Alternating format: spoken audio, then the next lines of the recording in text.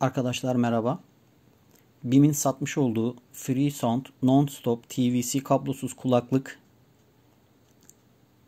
aletinin kulaklıkların nasıl şarj edileceği noktasında herhangi bir yerde bir yardım, destek ya da açıklama bulamadım.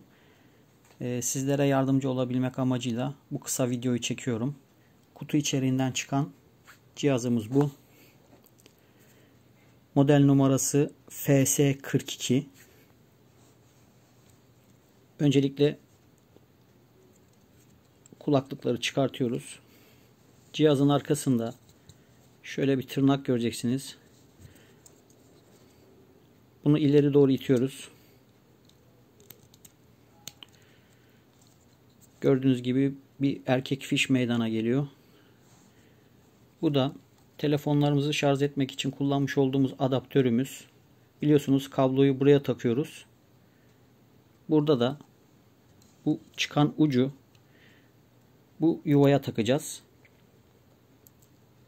Takarken şuradaki pimi tırnağımızla tutarsak yuvaya kolaylıkla giriyor. Gördüğünüz gibi. Daha sonra kulaklıkları bunu fişe taktıktan sonra kulaklıkları takıyoruz arkadaşlar.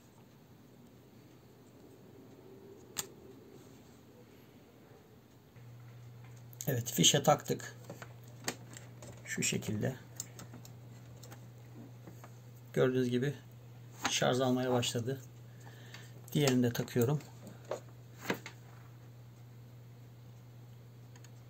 İnşallah video işe yarar arkadaşlar.